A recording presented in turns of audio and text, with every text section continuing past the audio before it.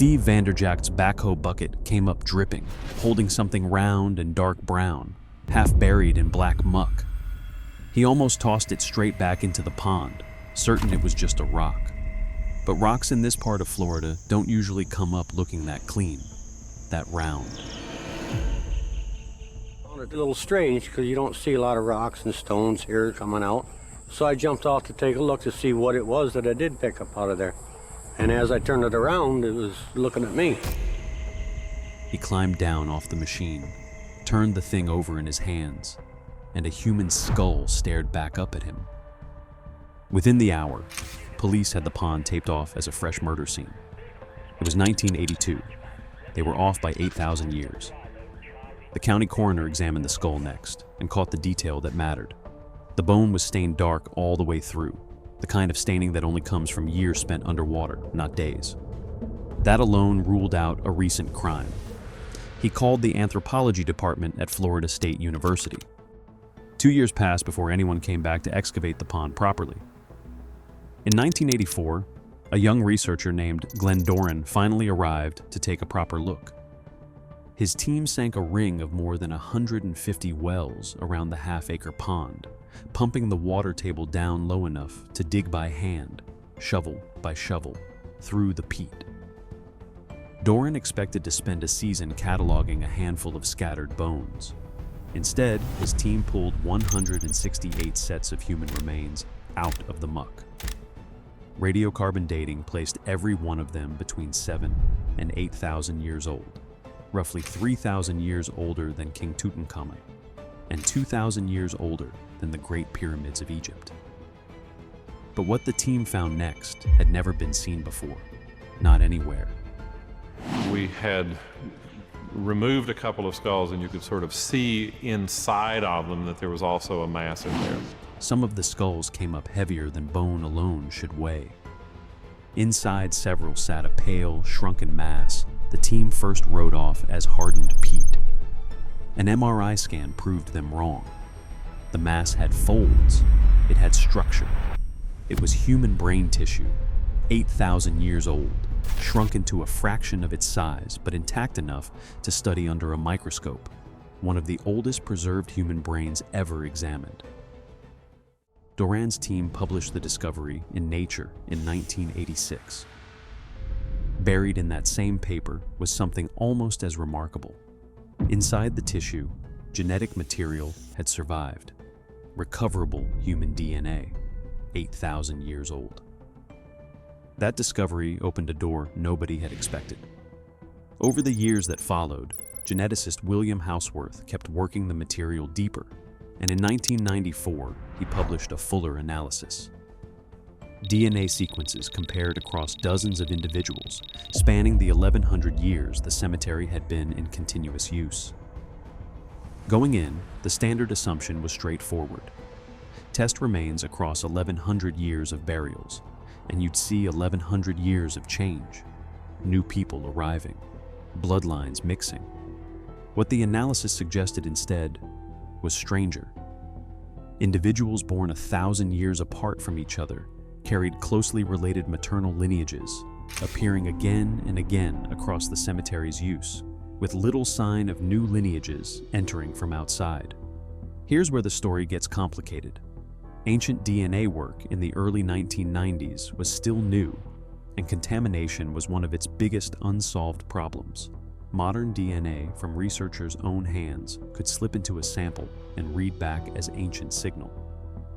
Later researchers have pointed out that ancient DNA studies from this period were especially vulnerable to exactly that kind of error, and the original Windover team themselves noted that more complete sequencing would be needed before drawing firmer conclusions. If the underlying pattern holds up, it describes a population that may have remained unusually genetically stable for longer than the Roman Empire stood from founding to collapse. If it doesn't, it's a reminder of how fragile the earliest ancient DNA science really was. Either way, the question is still open. Decades later, a separate and more thorough genetic study went further, tracing where those lineages fit into the broader map of the Americas. The results were consistent with the founding migrations out of Northeast Asia that gave rise to every Native American population alive today, not Europe, despite some early speculation. But when this later study searched for those specific maternal lines among modern, well-sampled populations, it came up empty. No sampled living population has yet been shown to carry those specific lineages, which isn't proof that no descendants exist, only that if they do, they haven't turned up in the datasets checked so far. The assumption going in about a hunter-gatherer band this old was brief lives, constant violence, no margin for anything that didn't directly serve survival. At Windover, the bones told a different story. Signs of interpersonal violence across the whole burial population were rare. Osteoarthritis was common among older adults, and children's bones sometimes showed signs of interrupted growth from disease or hunger. This wasn't an easy life, but it was, by the evidence, a life people were kept in as long as possible, regardless of what they could still contribute. One case makes that plainest. A teenager who had spent years of his life paralyzed by spina bifida, missing a foot, was carried through seasons of migration by people with every practical reason to leave him behind, and buried with the same care given to everyone else when he died. He wasn't the only one. An older woman in her 50s or beyond had broken bones that had healed years before her death, injuries that would have left her unable to keep up with the physical demands of daily life. And yet the record shows her still being supported by the people around her, long after she stopped being able to return the favor. Bodies were bound in fabric, carried out into the shallow water, and pinned to the peat below using sharpened wooden stakes driven into the ground. Not a single stray custom, but a repeated ritual, done the same way for generation after generation.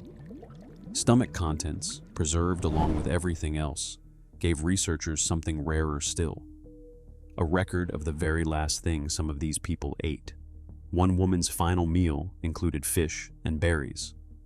Elderberry, wild grape, and prickly pear seeds turned up again and again across the burials. In some cases, they appeared in quantities large enough that researchers suspect they were valued as much for their medicinal effects, pain relief, reduced inflammation, as for taste, treating the same arthritis so many of these skeletons carried into old age. The dead weren't simply placed in the ground. Adults were wrapped in cloth worn for years in daily life, the weave softened from use. Children were buried in cloth woven fresh, made specifically for the burial, and often with more grave goods than the adults around them. Someone sitting down to build new fabric and choose new offerings for a person who would never wear or use either anywhere else. Those textiles are still the oldest woven fabric ever recovered in the Americas. Grave goods followed the same pattern of individual attention.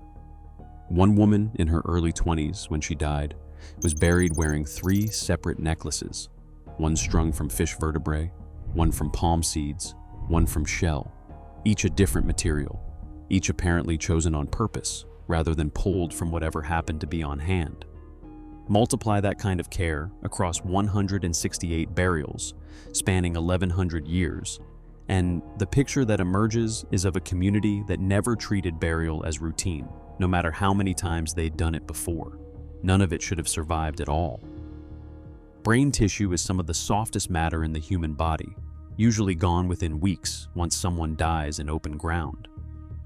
At Windover, the pond's water sat within centimeters of the surface for 8,000 years, sealing out the oxygen that bacteria need to break tissue down, while the peat itself stayed close to neutral, never acidic enough to dissolve what should have been lost. 91 of the 168 skulls the team eventually recovered still held some trace of brain matter inside, more than half the entire cemetery, an outcome with no real precedent anywhere else in the archaeological record. It took one particular pond with one particular chemistry, sitting undisturbed for 8,000 years, to make any of this possible at all. Whether the qualities that made this community remarkable also made it fragile. A people who carried their weakest rather than leaving them, who may have remained closed to outsiders for over 1,000 years. is a question the record doesn't answer yet. Other waterlogged sites across Florida may preserve similarly remarkable evidence, though few have been investigated. Windover is simply the pond someone happened to drain.